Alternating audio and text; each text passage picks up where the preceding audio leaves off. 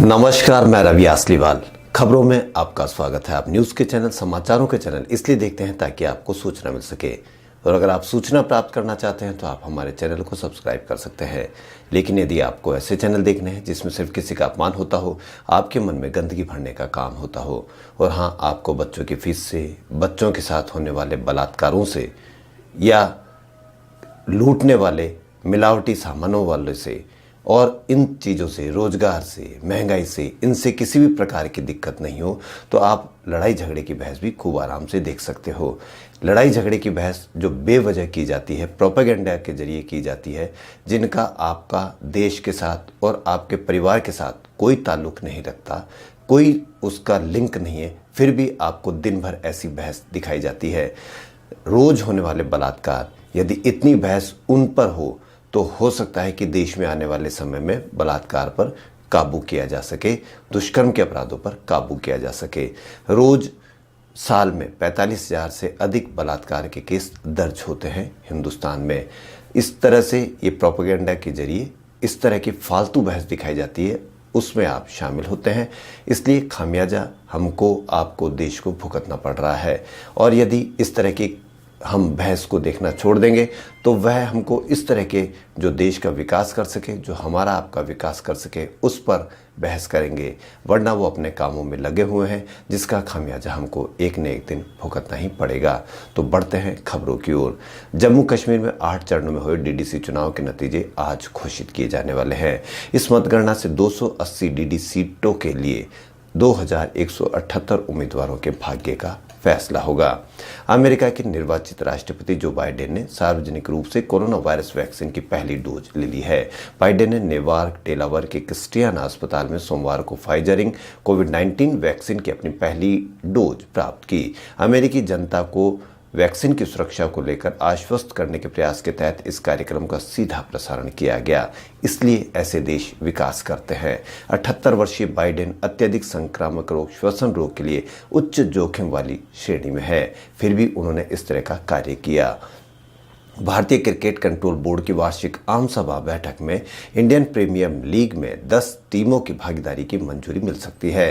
हालांकि इसे आगामी सीजन 2021 की जगह 2022 से लागू किया जाएगा। अलीगढ़ मुस्लिम यूनिवर्सिटी के शताब्दी वर्ष समारोह को आज मुख्य अतिथि प्रधानमंत्री नरेंद्र मोदी संबोधित करने वाले हैं। उनका यह संबोधन ऑनलाइन होगा। पीएम मोदी के साथ ही केंद्रीय शिक्षा मंत्री रमेश पोखरियाल निशंक भी समारोह में शामिल होंगे। यह कार्यक्रम इसलिए खास है क्योंकि ऐसा 56 साल बाद होने जा रहा है जब देश के प्रधानमंत्री एएमयू के कार्यक्रम को संबोधित करेंगे।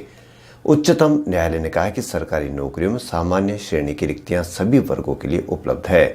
इसमें पिछड़ा वर्ग, अनुसूचित जाति, अनुसूचित जनजाति भी शामिल है।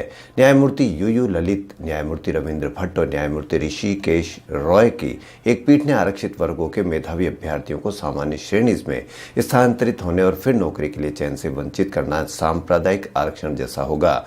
न्यायमूर्ति ललित ने अपने और न्यायमूर्ति रॉय के लिखे फैसले में कहा कि आरक्षित वर्गों के अभ्यर्थी सामान्य श्रेणी में चयन के हकदार हैं। उत्तर भारत के कई हिस्से शीतलहर की चपेट में हैं और कई स्थानों पर न्यूनतम तापमान 5 डिग्री सेल्सियस से नीचे दर्ज किया गया है। वहीं कश्मीर में सोमवार से कड़ाके की सर्दी की 40 दिन की अवधि चिल्लई कला की शुरुआत हो गई है। घाटी में 21 दिसंबर से 31 जनवरी तक यानी 40 दिन की अवधि को सर्दी के मौसम का सबसे ठंडा समय माना जाता है। वहीं रूस के राजदूत निकोले कुदाशेव ने सोमवार को कहा कि उनका देश भारत के साथ मिलकर कोविड-19 के लिए स्पुतनिक 5 टीके का उत्पादन करेगा और दवा क्षेत्र की बड़ी भारतीय कंपनी डॉक्टर रेड्डीज लेबोरेटरीज उसका उत्पादन करेगी। कुदाशेव ने यह संवाददाता सम्मेलन में कहा कि हम कोविड-19 का मुकाबला करने के लिए भारत के साथ मिलकर कठिन परिश्रम कर रहे हैं।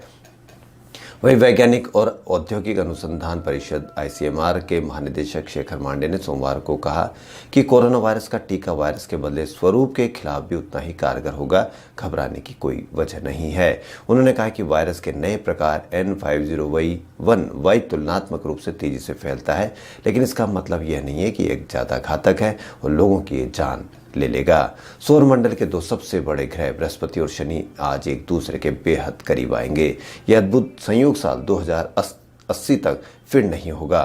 खगोलविदों के अनुसार यह महान संयोजन उत्तरी गोलार्ध में उन लोगों के लिए सर्दियां उच्च शिखर पर और धरती के दक्षिण में गर्मियों की शुरुआत में सौभाग्य से घटित होता है। दोनों ग्रह वास्तव में 730 मिलियन किलोमीटर से अधिक दूर है।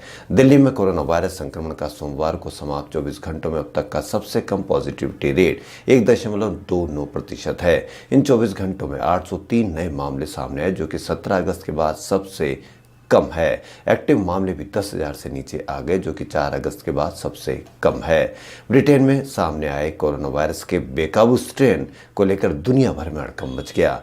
भारत समेत दुनिया भर के करीब 35 देशों ने ब्रिटेन से आने जाने वाली उड़ानों पर रोक लगा दी है। लेकिन नए स्ट्रेन के बाद वैक्सीन के नए सिरे से परीक्षण की जरूरत होगी, या मौजूदा टीका कारगर होगा या नहीं। क्या नए मरीजों में बेतहाशा इजाफे के साथ इससे मौत भी बढ़ेगी, इसको लेकर कई सवाल उठने लगे हैं। केंद्रीय ऊर्जा मंत्री आर.के. सिंह ने कहा कि नए इलेक्ट्रिसिटी अमेंडमेंट बिल को लेकर विरोध प्रदर्शन कर रहे किसानों की चिंताएं निराधार है।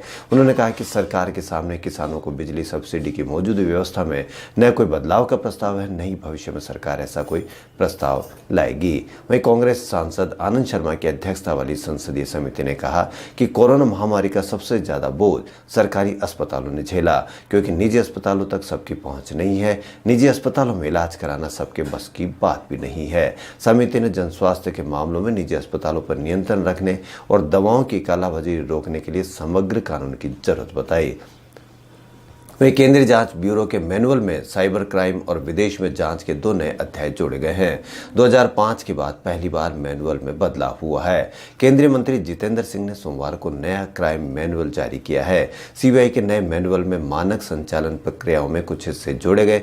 इनमें देश की सीमाओं के बाहर जांच के तौर तरीकों को विस्तृत रूप से समझाया गया है। सरकार ने बिजली उपभोक्ताओं को सशक्त बनाने के लिए सोमवार को महत्वपूर्ण कदम उठाए। इसके तहत नियम जारी कर उपभोक्ताओं को 24 घंटे बिजली उपलब्ध कराने और तय समय पर सेवाएं देने की व्यवस्था सुनिश्चित की गई है। नियमों के तहत अगर वितरण कंपनियां विद्युत नियमों के अंतर्गत मानक सेवा उपलब्ध नहीं कराएगी तो उन्हें जुर्माना देना होगा। वहीं राजस्थान के उदयपुर से राजस्थान के स्कूल शिक्षा विभाग की प्रमुख शासन सचिव श्रीमती अपर्णा अरोड़ा ने कहा कि कोविड-19 के कारण इस सत्र में अब तक सभी स्कूलों में कक्षाओं का संचालन नहीं हो पाया है।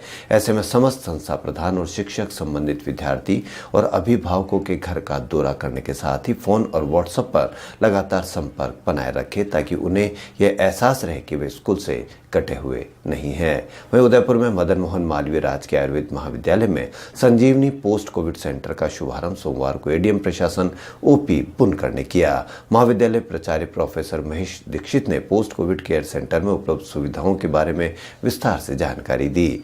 उदयपुर के ही राजस्थान सरकार के निर्देशानुसार शादी समारोह के आयोजनों में कोरोना प्रोटोकॉल की अवहेलना करने वालों के विरुद्ध कार्रवाई जारी है। इसी क्रम में सोमवार को गिरवा उपखंड अधिकारी डॉक्टर सौम्या झा के निर्देशन में की गई कार्रवाई के तहत संबंधित उपखंड क्षेत्र में विवाह आयोजक विजय अरोड़ा, घनश्याम ओदिच्चे और चिरंजी लाल ओदिच्चे पर शादी में 100 से अधिक मेहमान बुलाने पर 25,000 रुपये तथा बिना मास्क के 5,000 रुपये जुर्माना लगाकर कुल 30,000 रुपये की वसूली की गई।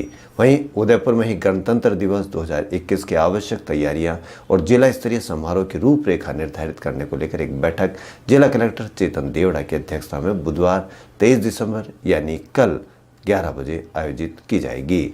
सर्व ब्राह्मण महासभा के युवा प्रदेशाध्यक्ष बनने पर संदीप भात्रा का अभिनंदन और राष्ट्रीय अध्यक्ष पंडित सुरेश मिश्रा का मानसरोवर स्थित ग्रीन हेवंस मैरिज गार्डन में प्रसिद्ध युवा व्यवसायी और ब्रह्महितैषी और समाजसेवी विकुल वर्म शर्मा के नेतृत्व में विप्र बंधुओं और 11 सामाजिक संस्थाओं द्वारा भव्य समारोह आयोजित किया गया, जिसमें राजस्थानी साफा बंधाकर और श्रीनाथ जी का चित्र भेंट कर संदीप भात्रा और राष्ट्रीय अध्यक्ष पंडित सुरेश मिश्रा का अभिनंदन किया गया।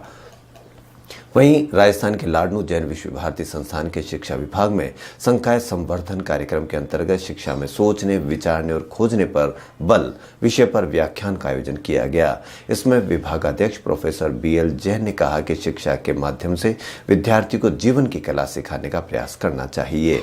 व्यक्तित्व निर्माण के साथ व्यक्तित्व के गुणों का विकास करने की आवश्यकता है। किताबें कम तथा शोध पत्र अधिक लिखे जाने चाहिए। शोध पत्र लिखने में कम समय लगता है, जिससे कि हम नई क्रियाओं समस्याओं को विद्यार्थियों को बता सकते हैं। किताब लिखने में 1 या 2 साल का समय लगता है, तब तक हमारा ज्ञान पुराना हो जाता है और किताबें उतनी उपयोगी नहीं रह पाती है। इसलिए विद्यार्थी को शिक्षक नए नए शोध कार्य लिखाने और नवीन विषयों समझाने का प्रयास करना चाहिए। खबरों में फिलहाल इतना ही। यदि आपको हमारा चैनल पसंद आए तो लाइक, सब्सक्राइब और शेयर अवश्य करें। धन्यवाद।